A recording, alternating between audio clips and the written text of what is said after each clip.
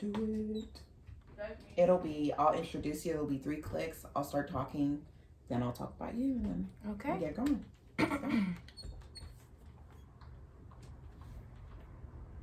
Hello, family, and welcome back to Redefine the podcast. I'm your host, Dee McCoy, and I am here with a friend of mine.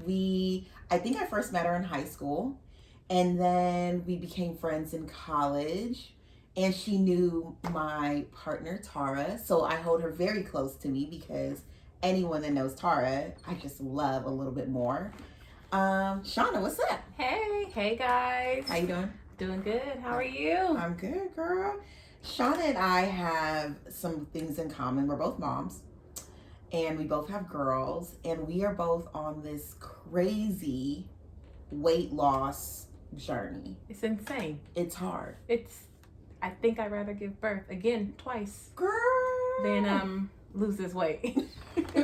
Okay, so I have not told anybody my starting weight. Do you tell people your starting weight? I have not. Do you want me to tell? Okay, if you tell, I'll tell mine. Okay, so starting weight 258 pounds. Oh. So and 260. It's 260. Okay, and then where are you at today? Are you ready? Yes, come on. 211 pounds. God damn. That's deep. That's deep. That's a lot of work. Since March 23rd. Of 2020. 20. I started. Woo-wee! You've been putting in work. You've been putting in work. Besides there being nothing else to do. Right, because quarantine. Yes. Yes. It was my kids.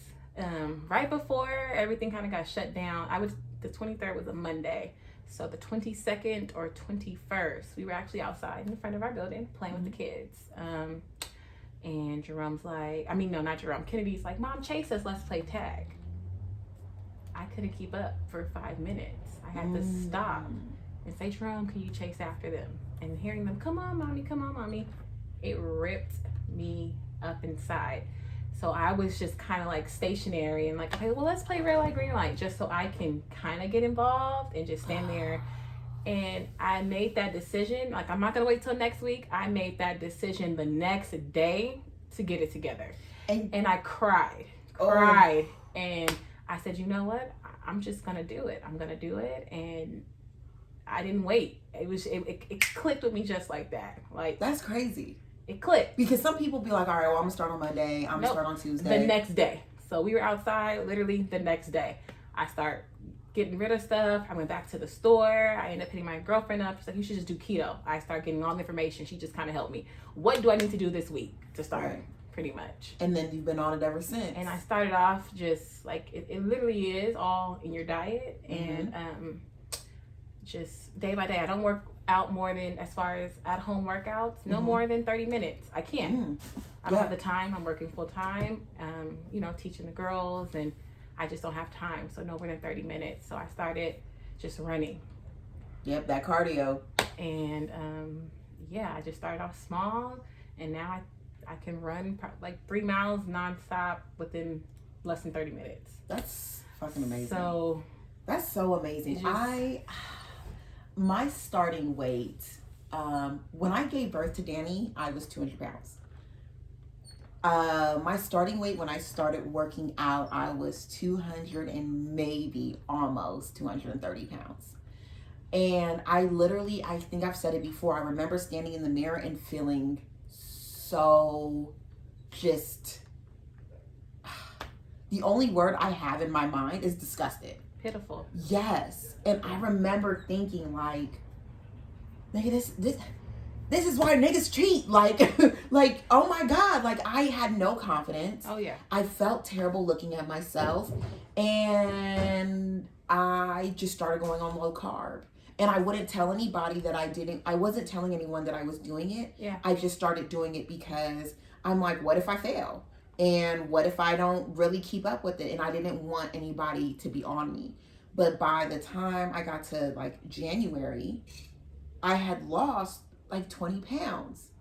And then I'm like, oh shit. Okay, I can do this. I can do this. I can do this. And it's hard. It's so hard. Every day is hard. But I've learned, like, and I say it also, weight loss is about forgiveness. Yep. It's about being forgiving to you and yourself and your body, and just, but also not making excuses. So like, if I eat a red velvet donut, like, I can't make the excuse of, oh, I'm not gonna work out today. Like, no, bitch, go do that.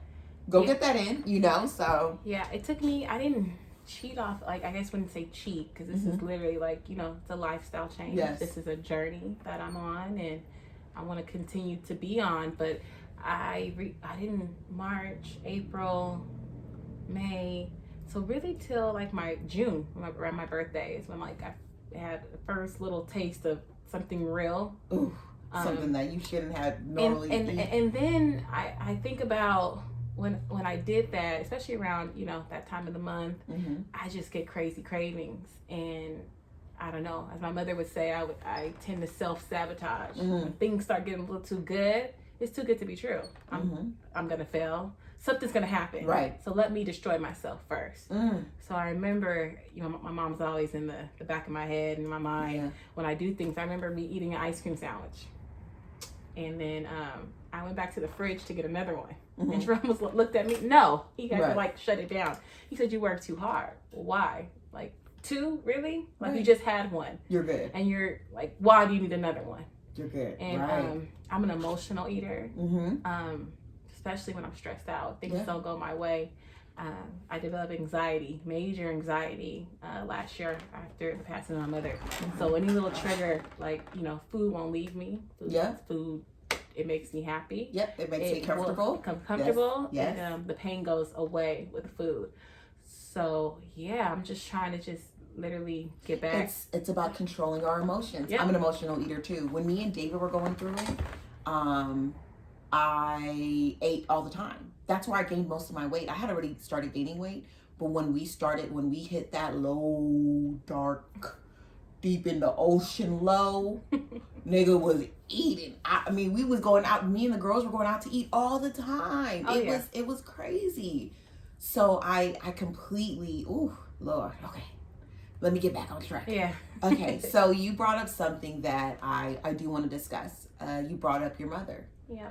And if I start crying, I am no, it's apologize. okay. I cry all the time. Me too. Yeah, I'm a crier. After I had Kennedy, it's just, I don't know what happened. About becoming a mom, you just be crying. So I cry for no reason. It could be the feet that, oh my, look at, babe, the dogs. They're so happy. Let's donate $50. Like, they gotta eat. And right. No one's getting, I'm scared of animals. Like, why do we want to donate to them? No, I completely get it. So I'm a crier too. So this is the spot. You're in a good place. I'm gonna get some tissues and put them right here. So your mother,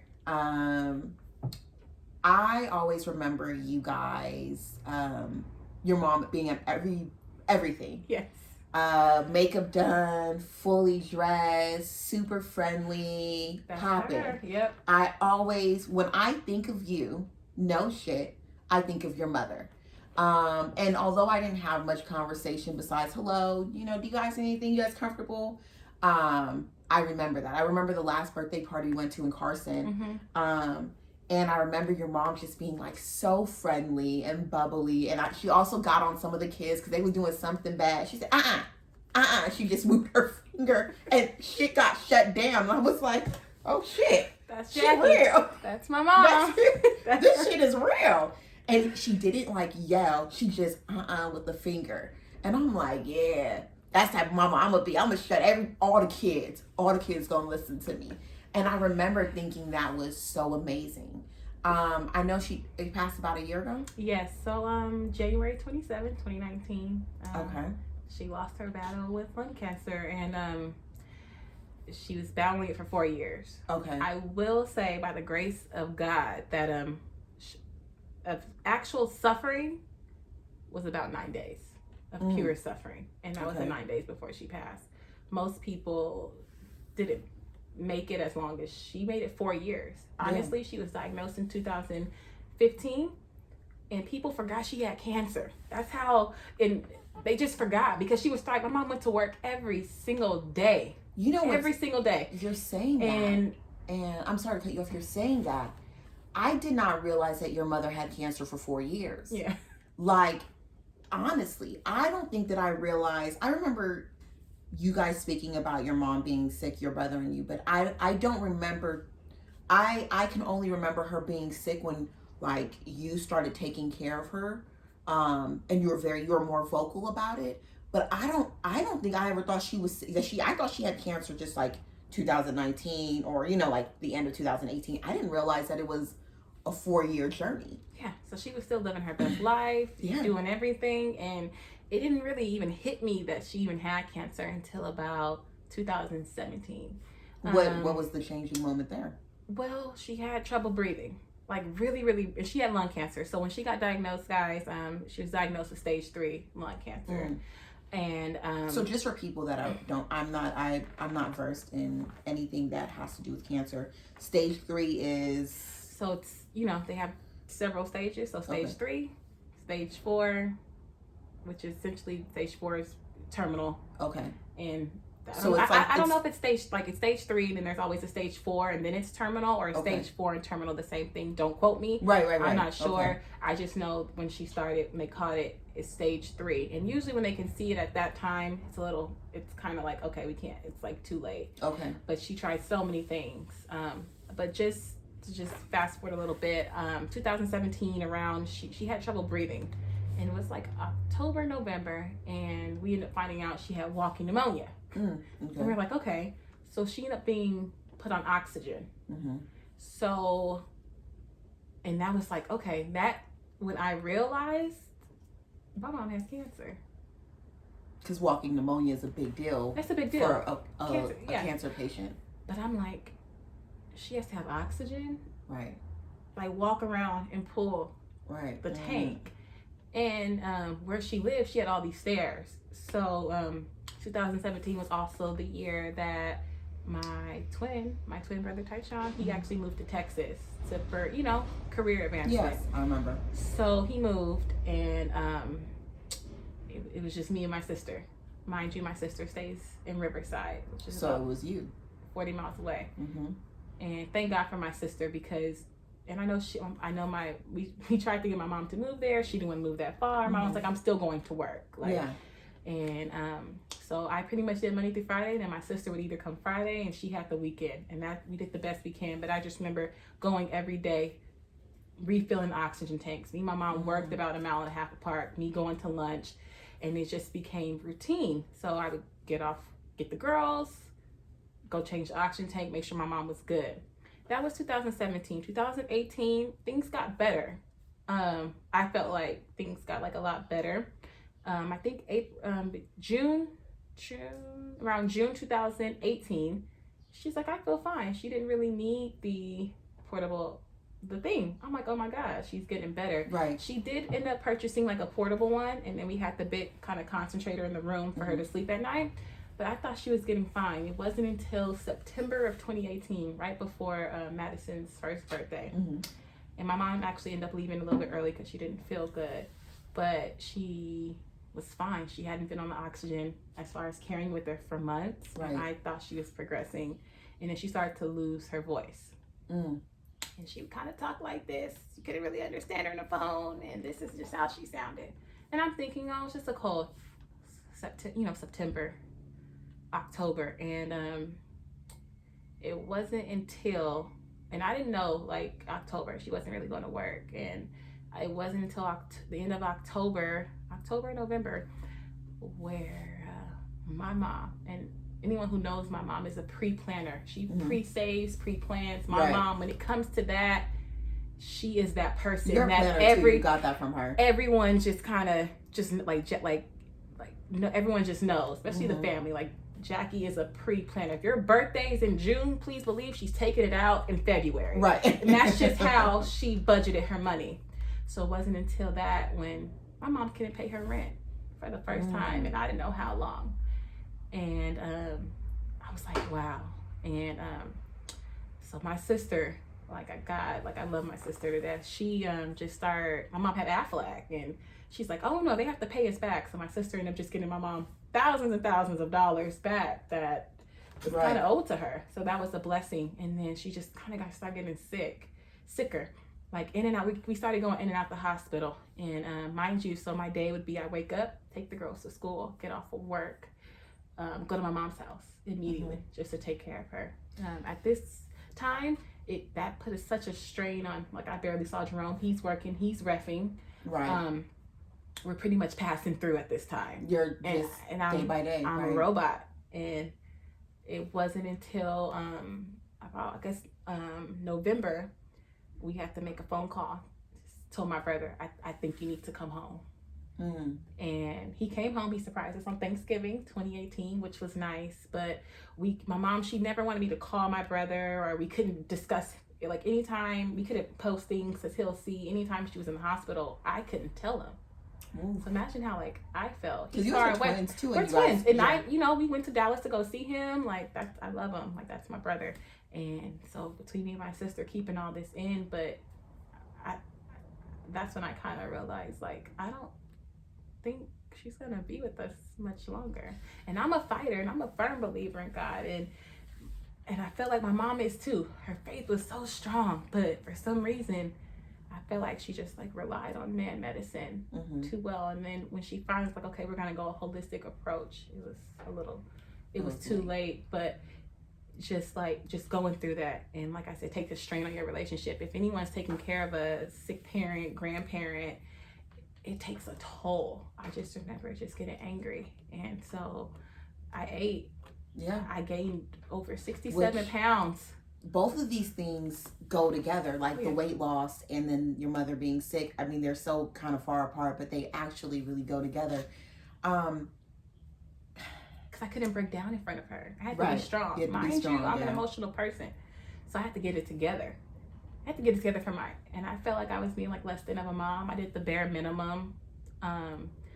So that's October. So November, that's like November. December, she just started getting really sick. I remember Christmas Eve, we were in the hospital. I had to call 911. And we were in the hospital. So I'm sorry to cut you off. When you think of like your mom, and Long Beach is so loud. That's like a helicopter or something. That's the bird, girl. Yeah, girl, they out here looking. Sorry, guys. I live in Long Beach, on the east side.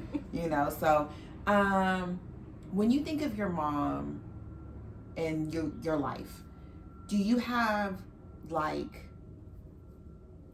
before mom was sick? Like, do you have placements of how you think of your life? So you have like before mom was sick, when mom was sick, and when mom is now gone? Like, is your life broken up into pieces like that? No, because I felt like the love, like my mom was my best friend, and the love I had for her, and I know like the love she had for me, I saw her every day. Yeah. So we lived around the corner from each other. We worked 2 miles apart from each other. Kennedy would actually spend like every Friday since she was 18 months, every Friday. Right. My mom said after chemo, like it really helped just to keep her going. So my daughter spent the night every Friday, but I saw her every day. We hung out. First thing we did Saturday morning, she's like, call your sister. We about to hit the streets. Like, right. We about to go shopping, whether we do anything. So that was just like routine. And I rather love doing that than hang out with my friends. Right. Like my mom, and she, I just have happy memories That's of so her. good. And my mom was amazing. Like, my dad passed away in 2006, and she double duty, but she was just amazing. She got sober in 93. Okay. And she always kept it real with us. So your mom was a fighter. My mom was the whole time. She's been fighting her whole life. Addiction. Okay. Being a single mom. So she was a fighter, and her strength was just unmatched. So like impeccable. The admiration I have for her, and I just tried to just soak up all her knowledge and all her wisdom as much as I could. So, gosh, that's so. Me and my mom are going through this, going through a rough patch, and it's hard for me because I love her dearly, but we have a really strange relationship. And so she's actually taken the approach of not speaking to me. She's just not, she want to speak to me, but you got some shit to say. And when I hear, and I love my mother, like I love her. Yeah. But when I hear you talk about your mom, I'm like, God, like it makes me really evaluate whatever we got going on. You know what I'm saying? And that's big, right? Because people can walk around and be angry all the time, and then I hear someone talk about like, hey, you're on borrowed time right now. And that's basically what I feel like you're saying. Yeah, that's... You only get one mom. And honestly, it's not worth it. You just have to... My mom told me, as long as you did everything in your power to make it work. I'm just not, like, as far as friendships and repairing, mending those relationships, that's all you can do. You could be at peace with yourself. And that's what I feel right now. So that's as long as you did everything that you did, that you can do to repair the relationship, it's not on you, it's on her. Yeah. But then when she's ready, that's the and when that's she the thing. is ready, you have to be willing willing to accept it. Her. Yeah. Because our parents, they done been through some shit. Let's be real. And that's what I'm trying to learn as I go through this process of growing and healing, is that my mother gave me the very best that she could with the tools that she had. And we bump heads sometimes because we both love Michaela so much. Yeah. We both love Michaela like it's fucking crazy. But that's where we bump heads. And that's the struggle. But anyways, okay. Bring it back. So you realize mom is sick November 2018. And so let's fast forward to December, Christmas Eve. I called 911 to come pick up my mom. My mom was worried about Christmas so much. She makes her gumbo. If anybody's had my mom gumbo, it is amazing. Did she teach people? Yes, I have the recipe. Okay, come on. She her gumbo was her thing, so she actually checked herself out so she could be home Christmas Day. She put on a face, put her wig on, put her makeup on, and she just sat there and directed, us put this, put that. And that was the year, like, a lot of people came by, and it was just a wonderful Christmas. A couple days later, the 26th, 27th, she back in the hospital. So we spent New Year's, just gonna fast forward, she's in the hospital. So was that essentially your last Christmas? That was our last Christmas. Okay. And but you're smiling about it. Because I just remember that day. It was such a phenomenal day. The gumbo came out perfect. We had friends and family. We actually got pictures. My brother's best friend, Jeff, his fiance came by, and she has like a Nikon or, SLR camera. Yeah. Just taking pictures. So we actually that's awesome. Got to capture moments. That's beauty. With my mom smiling, and it was just amazing. And I was listening to something this morning, and I wish I could remember the saying, but basically the man was talking about how bad things happen in life, but depending on perspective, there's beauty in everything that happens. And so, although that was your last Christmas with your mother, when you talk about it, you light up, you smile. Because my mom loved Christmas. She loved giving. And I didn't realize how many people she like impacted or like left an imprint on until like after her passing. And I'll get into that. But let's fast forward. She was in the hospital. She spent New Year's in the hospital. We brought sparkling cider to her, and that was fine. She actually got checked out, I want to say the 3rd or the 6th. She worked a week, and then she had to go to Cancer Center Treatment of America. And I remember that post. And she went to Cancer Center Treatment of America, which was a Sunday. And that day was a little weird. Now that my brother was home, I'm like, and I feel bad for saying this, and I'm like, I needed a break. Yeah. I needed a break. And I'm not going to lie, I needed a break. So he was supposed to take her to the airport. That was like my one day off. And my sister too, she needed a little break. And she was like, he just bugged me and bugged me and bugged me. Like, come to the house. So me and the girls came by the house. And she's like, well, I want you to take me to the airport, all of us. She said, call your sister. I remember, I think I called my sister, and my sister actually had to work that Sunday. So she really couldn't. My sister worked by LAX. So that's like a big commute. But I'm like, it's okay. I'll take you. So me, my brother, Kennedy, Maddie, I think my grandma was at the house, but she's like, just take me. So we all drove her to the airport. Oh, I want you to walk me in. She's never said that before. Right. Okay, so I walk her in, make sure she's fine. Arizona's not that far away. Right. A couple hours. I told my sister, called like, oh, well, what hotel's mommy staying at? I don't know. What hotel? So my sister started calling. We start calling, and we found out what hotel she was staying at. And the lady said, we called the front desk receptionist. It's like, well, I think like someone needs to kind of come down here. She had a hard time getting like upstairs, short of breath. So my uncle, her brother, normally she stays, like she used to stay with him or whatever. He didn't even know she was coming out there. Oh, she didn't tell him? No, and usually like he always knows. Right. And he didn't know. So him and my aunt were on their way somewhere. I remember him just turning around and going to the hotel. And I remember him telling my sister, like, he was just, took her a while to answer the door. They're banging on the door to where they were going to have to call the manager to try to let them in because we didn't know. And then they took her immediately to Cancer Center Treatments of America. And at that point, we didn't know what was going on. I remember my brother literally left. He said she was in the hospital, and he left here, California. He made it to Arizona, I think, in 3.5 hours to get to my mom. And she went take an MRI, but they believe the cancer had spread to her brain. And so I get a phone call. Mm-hmm. So my sister flies out there. I get a phone call, and I'm at work doing like a meeting. Mm-hmm. And my sister tells me, when mommy comes back, she's not the mommy that, who left. Right. And this is where I get it. It's okay. This is where I just get emotional. So they stay out there. They have to try to make arrangements to see if it's safe for her to fly. And that's when I tell you, like the last 9 days was probably like the worst days of her actual suffering. I mean, I know she was in the hospital, but once they gave her the steroids and the treatment, she was like okay normally. Mm-hmm.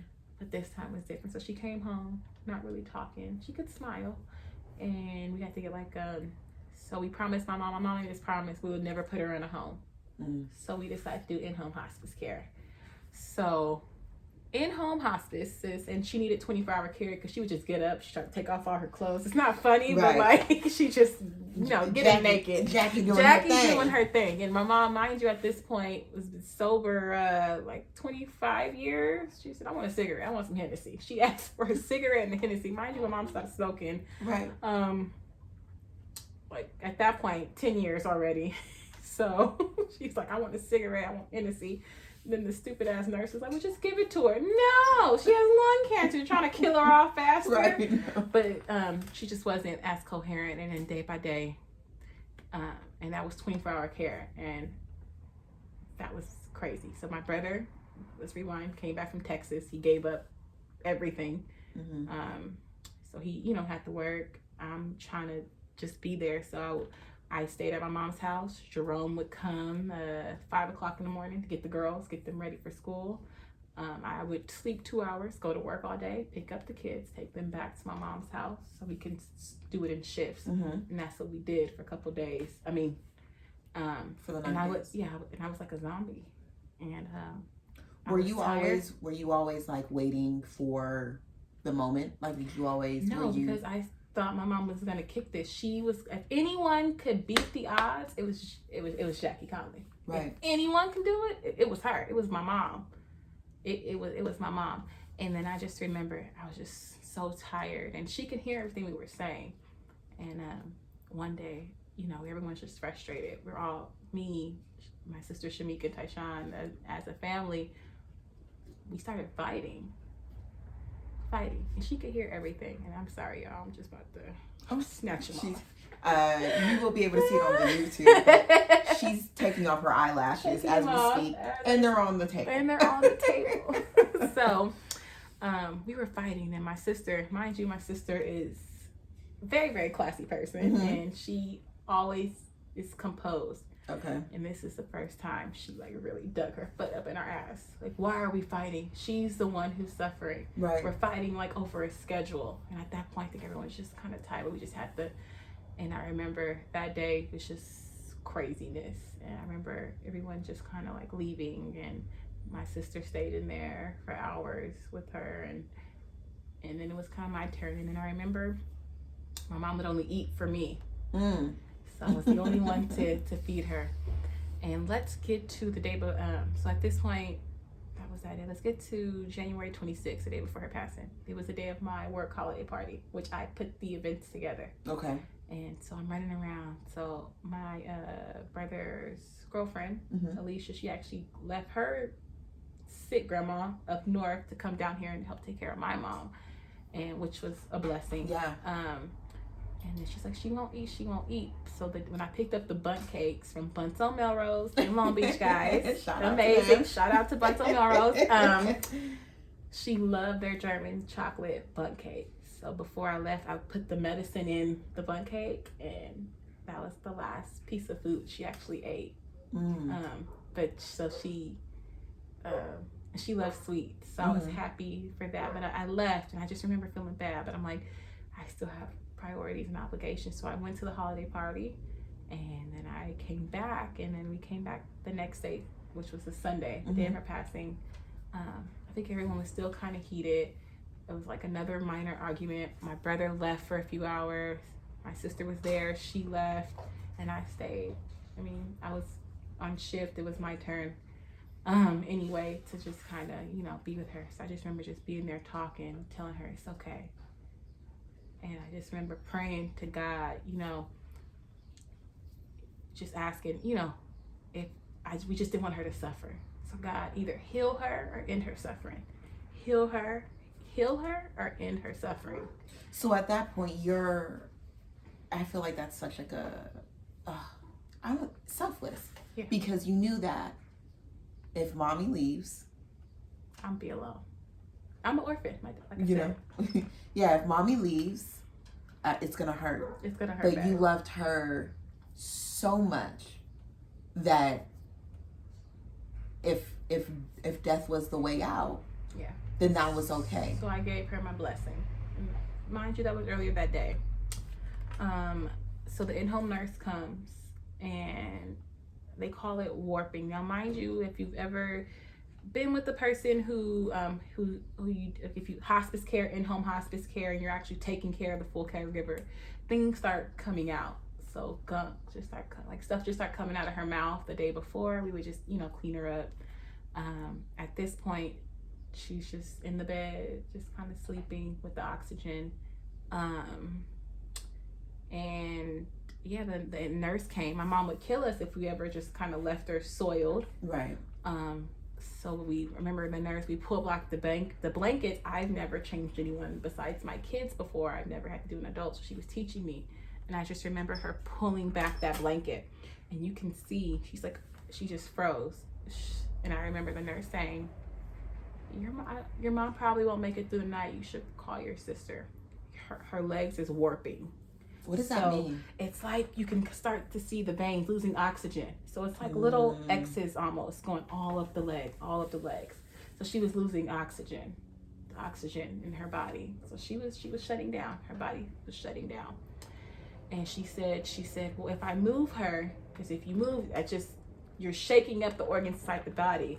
She said there's a slight chance that, it'll be her last night. So I called my sister. I'm like, well, what do I do? And my sister's like, well, mommy would not want to be just sitting in piss. Like, right. That's just not who Jackie was. Like, so we made the decision to change her. And then shortly after, I was just telling my sister, I remember I broke down on my knees. I'm calling my sister. Mind you, my sister's 30 to 40 miles away in Riverside. And I said, Mika, you need to come. And mind you, she just left. My sister has 5 kids. Phenomenal woman, 5 kids, and going back and forth, and I just know she was tired, and she's like, okay, I'm coming. So my brother came in the house. Mind you, we had like a fight earlier, right? And so he's just home, and he gave me a hug, and his friend Jeff came, and his friend Jeff like prayed to my mom, and they had the rosary. And I remember, as you know, mommy's baby, so right. he's laying next to her and I'm laying like this, and I'm kind of like, you know, rubbing her head against me. And I'm like, it's okay. I said, we love you so much. And just really just letting her know we love you so much. And I said, I promise you we will take care of each other. I promise you we will not fight anymore. And Tyshawn's her baby. And she didn't move all day. And I remember I saw this. She like kind of touched his hand. And I'm like, Tyshawn, you need to tell her. And he really wouldn't talk. He was just quiet. But I think she kind of just felt it. And then he just said, okay. And then I kept just telling her how much we love her. You love her. And I said, Mom, it's okay. And then I told her, you know, I said, I promise you. I said, Mom, I promise we are not going to fight each other anymore. And she had a tear in her eye. And then that's when she took her last breath. I think she needed to know that we were going to be okay. Because mind you, she still was fully coherent. She couldn't talk. She was in so much pain, but she could hear what's going on. And I think she just really needed to know that. So and my mom had signed a DNR and did not tell us. So those of you, it's do not resuscitate. Okay. And we didn't find that out until in-home nurse, like, oh, your mom has a DNR. And we were like, what? So we were shocked. So she stopped breathing, and mind you, she has oxygen. You could just hear the last breath. My brother, we hop up. Tyshawn hops up, pulls my mom, because how my mom's bed was, it was adjustable. So he pulled her down, got on top, and I said, Tyshawn, no. I said, Mom, you didn't want this. She don't want to be a vegetable, because if you resuscitate her, we're going to have to call 911. They're going to put her on ventilators. I said, she didn't want this. She did not want this. So she took a breath, which was scary. And then I said, no, we can't. She didn't want this. And then she just kind of went back down. And yeah, she passed. And my brother got up. He punching the wall. Mind you, I have Kennedy in the front room. She didn't see, thank goodness, but Kennedy was in the front room. So Jerome was not answering at all. He was reffing. So Jeff, my brother's best friend, ended up taking me and Kennedy to the gym, and I'm walking in crying. And Jerome looked at me like, what is going on? Right. And I'm like, she's gone. You need to come home now. Yeah. Like, and I didn't want Kennedy to see any of this, so he just dropped me back off at my mom's. And at that point, some of the family's over, and I just hopped in bed with her. And I said, I'm not going to leave her by her side. And I just remember, I'm like, you know, she's cold. Let's cover her up. Because, you know, the body's still warm. Right. So that's just, I placed her hand over me, and I laid with her. And I didn't want her to be by herself, at least till the people came to take her. And my family knows that would have been too much for me. So it took my dad, well, he's like my dad. Yeah. I call him my dad. My dad came from Carson, and him and my brothers had to pry. I'm a big girl. I'm a big girl. Physically pick me up and pull me away. And I remember, I'm like, Kika, make them leave. I didn't want to make them leave. I just want my mom, but they had to. And they just knew I probably wouldn't have been able to handle them actually, you know, taking her away. And I was like, oh my God, like, this is real. So that was that. So do you feel, as we're both sitting here crying, I know. The redefining moment of your life with this situation, does it come in her passing, or does it come with after she's buried and after she's... Honestly, the redefining moment happened January 29th of this year. So I thought my mom was coming back. I thought I was in a bad dream. I thought, and you know, of course, I thought she was coming back. In my head, this is a bad dream. And then after her first, you know, year anniversary of passing, which was this year, I'm like, she's not coming back. But after, I'm thinking, I just had a conversation with my sister. She's like, you needed that hope to get you through last year. And honestly, it didn't hit me right away. Okay, so she died January 27th. Boom. and we buried her February the 8th of 2019. And it's so stressful planning a funeral. It's so stressful. And my mom was a proud person. She never wanted to GoFundMe. My brother was a little bit too proud to ask. My sister, she wasn't. Shawna is never, I ain't too proud to beg. Right. So I remember putting that post up. I said, I remember putting a post up. I said, guys, I know the 1st is tomorrow. We are $2,500 short. We started sending money. I remember. And I remember you did. I remember. And you were just like, it's not much, but here. And you just wanted to, like, you know, give something, which I appreciate. And that's when I knew that not only was she was loved, but I was loved. Yeah. I knew I was loved. $400, $300, $400, $100. We raised $5,000 in 20 minutes. And that's when I knew. And that's just friends. Yeah. Friends. My brothers who are in Portland, like, it's just immediate family. Because other than that, like, I mean, my in-laws were great. We got the money in 20 minutes. And I felt bad. I even started sending money back. And they're like, no, you're going to need it. And honestly, we needed it. Because about time it came to, like, the repast, where we had it at, my company hosts events there. He gave me a deal, $300. The tablecloths and centerpieces I used actually for my work holiday party.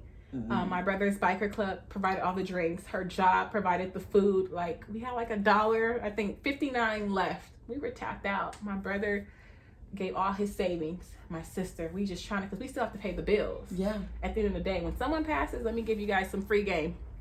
When someone, loved one passes away, you do not notify the banks because they will freeze that until they have a death certificate.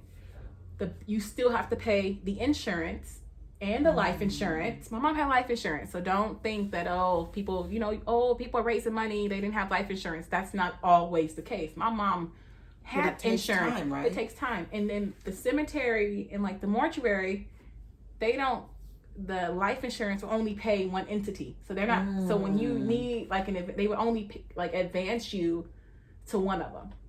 And 9 times out of 10, the cemetery won't take the check. So the mortuary took it. So we had to pay pretty much cash to the cemetery. So you have to have money in the bank. And we still, mind you, like I said, my brother gave everything. He's out here from Texas. It's not fair for him. We were still paying the rent because he was staying with my mom. Right. We had to still pay the rent. The bills still have to get paid. And we still have to pay AFLAC so they could pay out. So we're still fishing out money. Right. And mind you, my poor sister, my sister was like the trustee, and she had the toughest job ever. And I'm like, I just remember not feeling like we all had our parts, but I'm like, what else like can I do? And it was just a lot of work and praying. I remember we had to sing, like, my sister's like, okay, sis, we just got to try again tomorrow. To this day, the medical company is still trying to get money from my sister, which I feel bad. Right. They want $80,000. We don't have $80,000 to give you. And I think finally, I think they're letting go. I'm not sure, but yeah. So it affects you in the long. You don't even have time to grieve because you're dealing.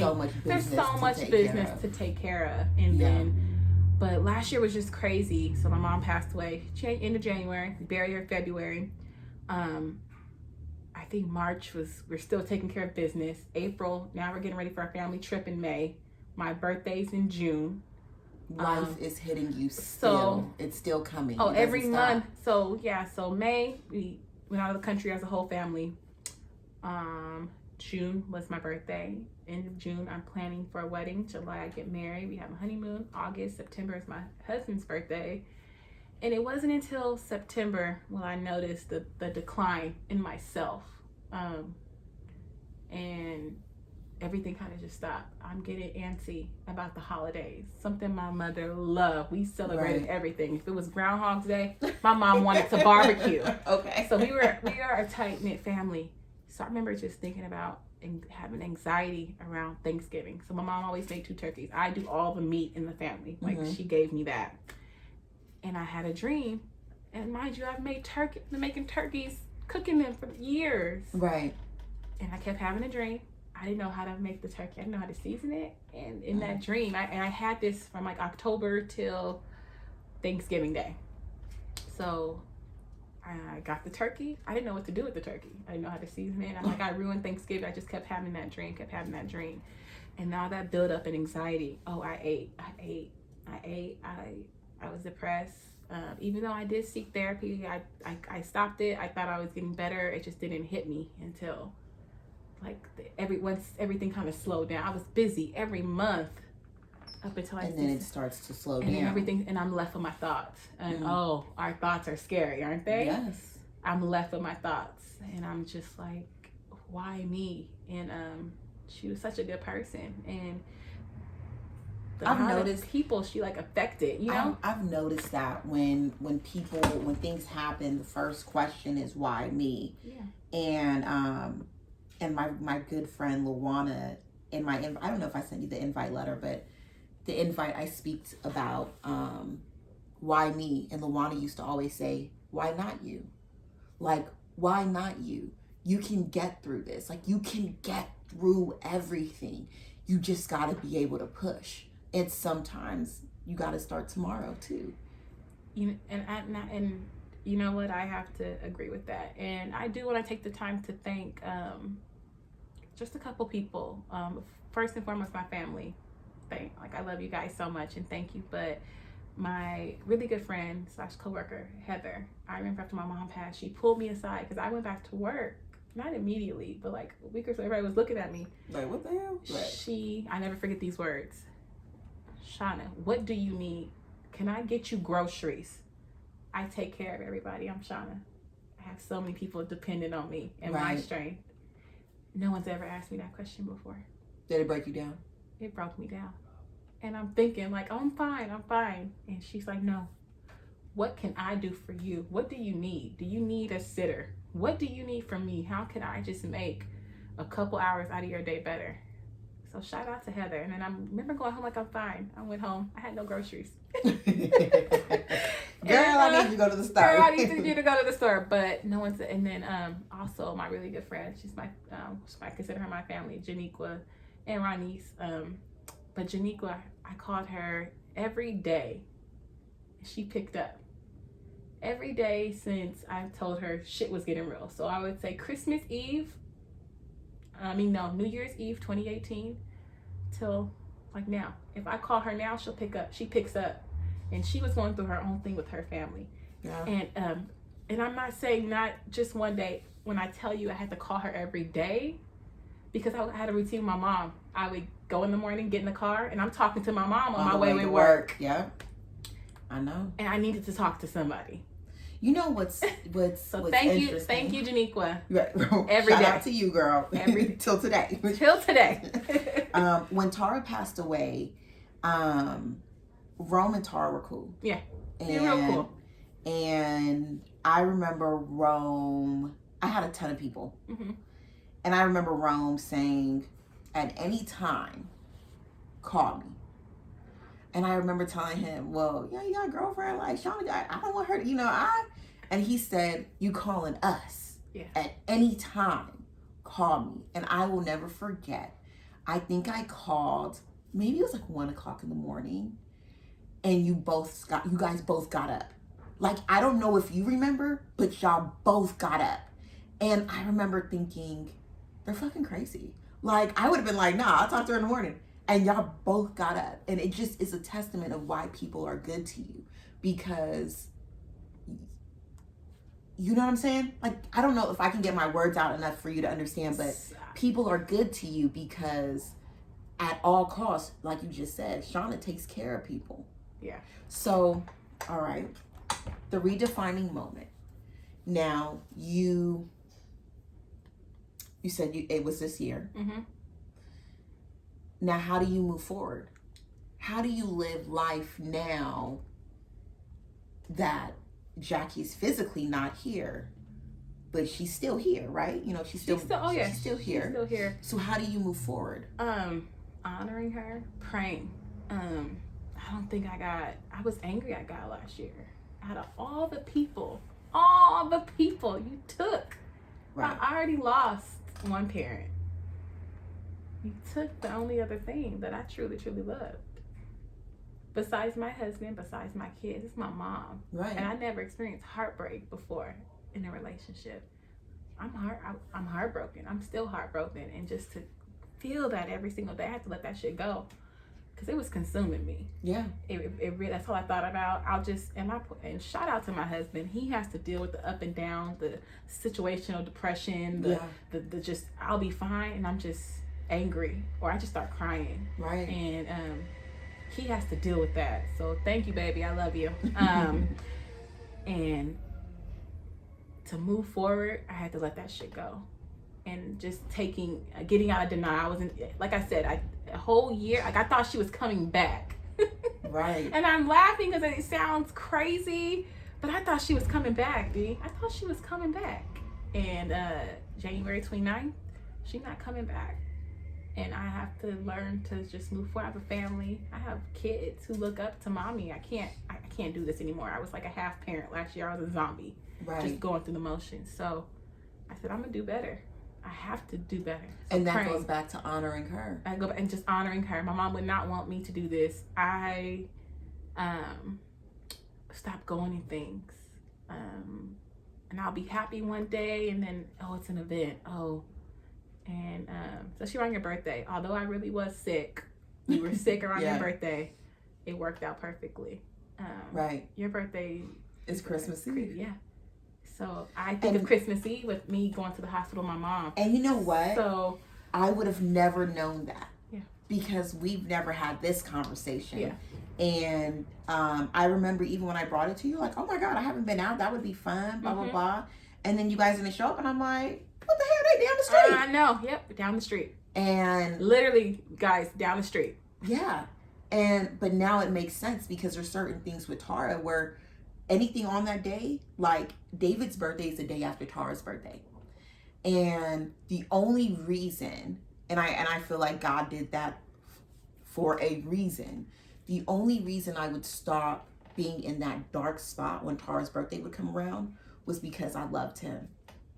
And his first birthday, we were together, we were at the cemetery. Like, because I was still so sad over Tara. And I agree with you. There's a point where in grief where you gotta shake yourself and you gotta say, I can't stay here. Yeah. Because it's hard. And it's hard not to be. I believe in God, but I was mad as hell. Oh yeah. There's a ton of people who ain't doing shit, Jesus. Yep. Like, there's a ton of people. You could have stopped her from doing this. You could have stopped from this. And what?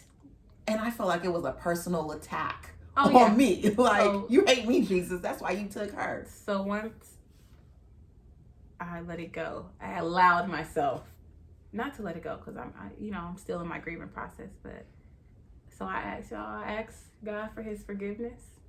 That's I started to pray, meditate in the car, and just say the next day is going to be better than before. And I just kept that. And honestly, I hate to say this, the pandemic was the best thing that ever happened to me. I agree. Because it took me realizing like I was unhealthy. And like I said, I probably gained over 67 pounds between the time she really started getting sick up until March 23rd of this year. And it's mind-blowing. So as the weight start coming off, I'm feeling a little bit more better. I'm feeling confident. I feel like a better mom. Yes. I have more energy. The weight coming off, to me, every time that I lost weight, every time that I look at the body that I'm working in, I feel like that was a piece of something. Like, that's a part of my healing process. Yeah. Because losing 1 pound was like losing one issue. Yep. And that's how I tie them together. Yep. Because they go, I don't give a damn, unless you want to just those health fanatics, whatever. I'm not a health fanatic. I am just a healing individual. Yep. I'm a healing individual. And one thing that I've realized is that depression from point B, Tara's death, that is a whole pound in itself.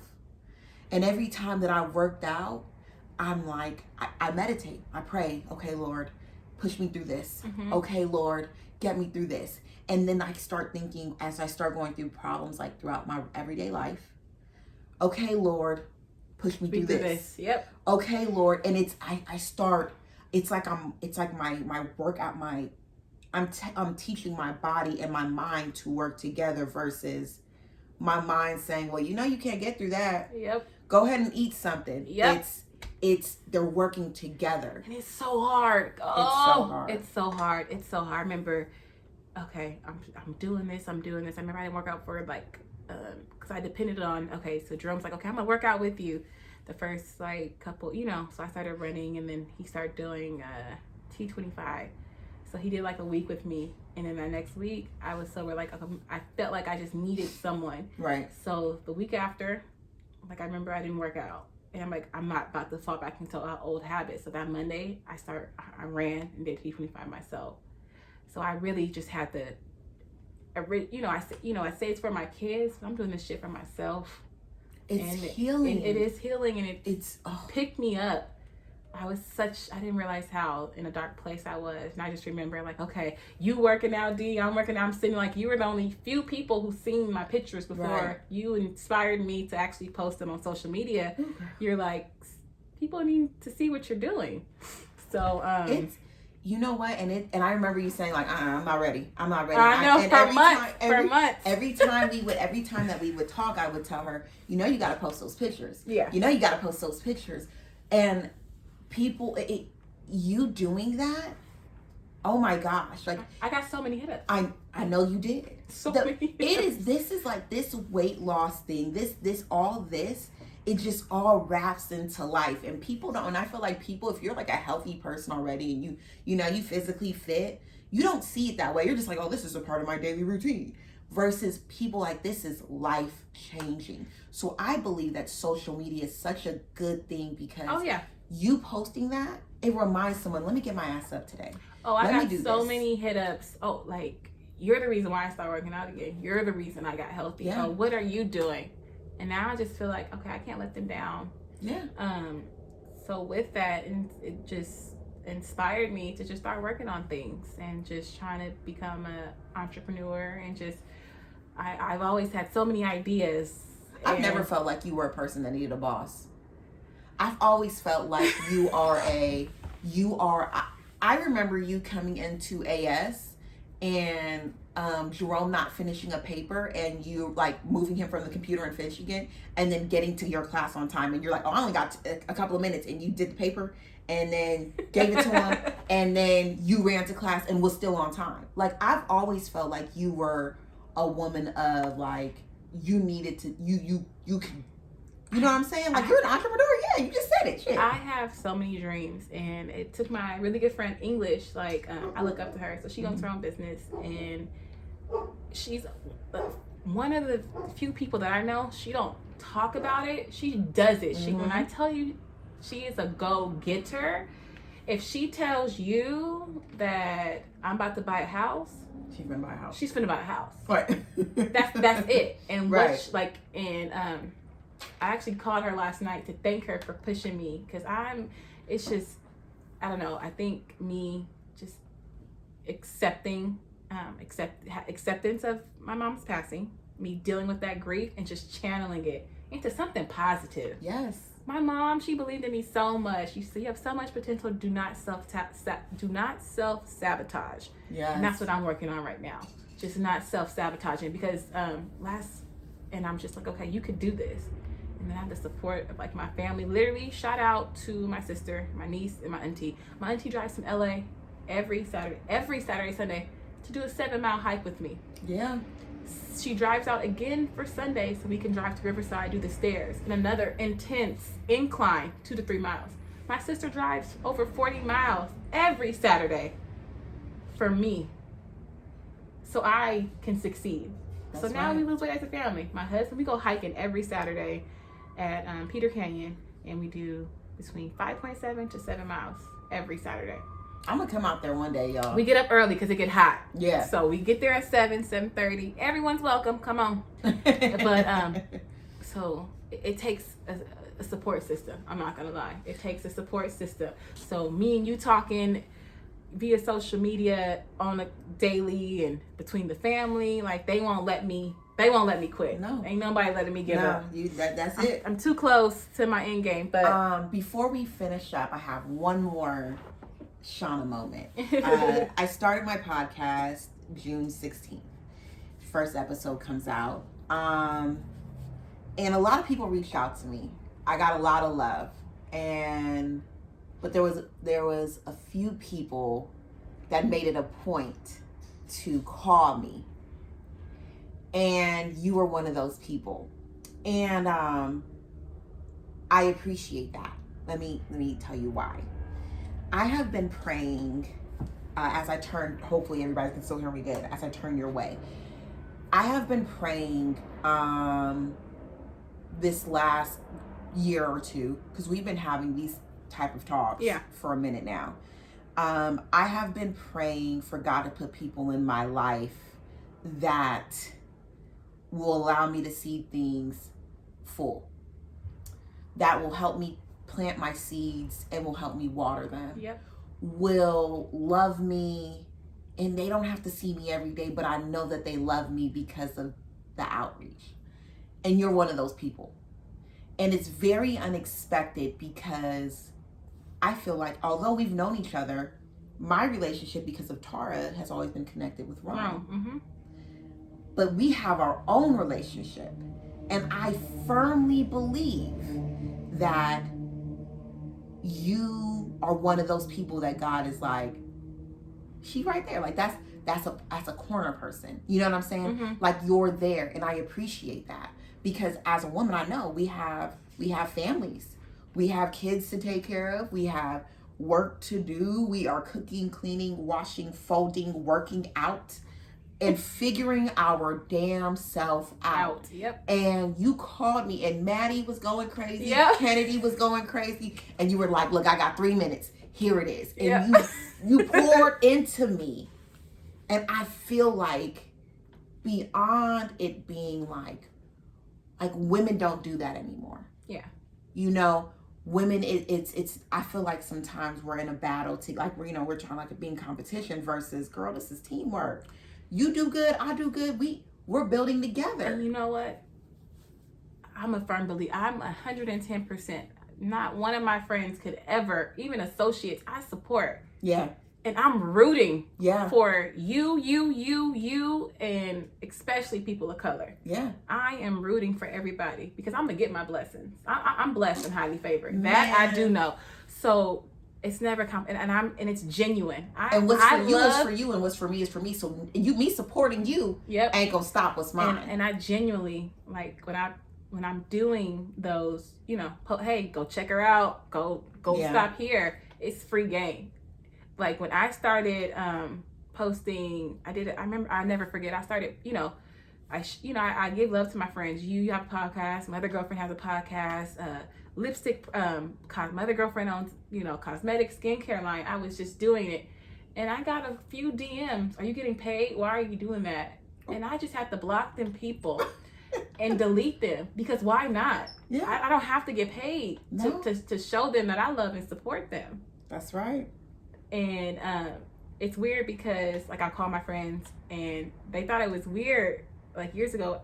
At the end of each conversation with my friends, I say I love you. And at first they thought it was weird. And finally they're like, well, why do you say that? Because I love you. Right. And if no one else told you that today, you heard it from me. You heard it from me. That's right. And you know that what? Carries weight. I found out from people, and I love you, and I mean that. I don't call everybody my friend. I have a close-knit circle. And I don't post my everyday life. I don't post life. I have so many moments that are just private, and I prefer to keep it, that way. Privacy is good. And but you know what? Also, before I get your 3 things from you, another thing is you are surrounded around a lot of women that are entrepreneurs. Oh, I am. That's how you know you in the right group, baby. I am. That's how you know you doing what you're supposed to do, because. And which has inspired me. So So tell people what you're doing before. Okay. Well, no. Let me go back. do your 3 things. What do you want people to hear when they hear this? 3 things. 3 things you want to leave them with? Whether it's about the weight loss, the grief and faith, what do you want to leave them with? 3 things. Don't hold back. Go on your own journey for you and no one else. That's good.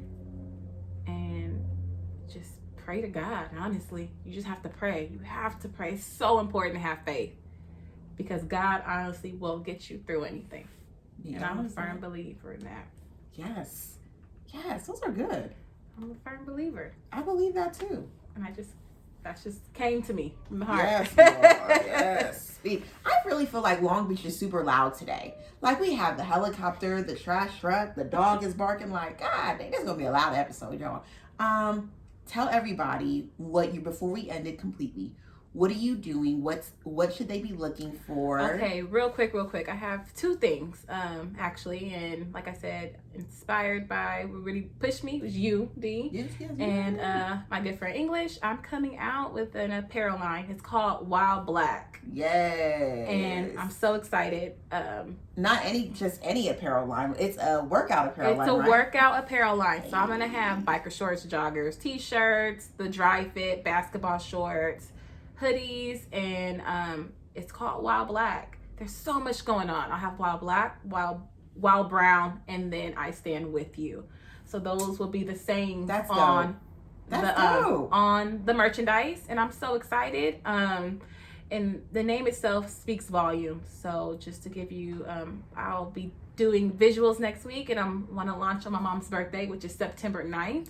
Ooh, is what I'm aiming close. for. And if not, I will do her sobriety birthday, which is October 3rd. So that's one. So to be continued. Another thing I'm working on is during this journey, I just start writing all my feelings, triggers, everything about grief. So I decided to come out with a book, and it's called Heartbroken by Jackie. So the title came to me recently, and I'm excited about that. And that I'm pushing to aim for her death anniversary, which is January 27th of 2021. Okay. So you guys look out. Busy. I'm coming. You busy. I'm coming. I'm doing the coins. I'm getting Y'all not gonna get no discount on the clothes. Nope. Support Black businesses does not mean 50% off. That means full price. Support it. And yes. I'm excited for you. Thank you. And I am so appreciative of you taking a full day off and coming over here and spending time with me. I thank you. I cannot wait to see what comes. I'm excited. I'm excited for you. I'm gonna have your sister help me too. Oh yeah. Yes, our by Mookie. That little girl. Man. Good thing. She gonna buy me a house. I'm gonna buy a house, but she gonna buy me a bigger house than the one I'm gonna buy, because that kid is. Anyways, I don't want to talk about her. Family, I am so happy that you guys got to spend another episode with me. I love you guys, and I cannot wait to learn, grow, and redefine who we are together. I love y'all. Bye, y'all. Oh, that was good. So good. That was good. Good job, friend. Good job. Mookie! Mookie got a doogie. That was good. You're good. You're a good talker. I like to talk. You're gonna be your book and stuff is gonna come out well because shit, we messed up. Oh.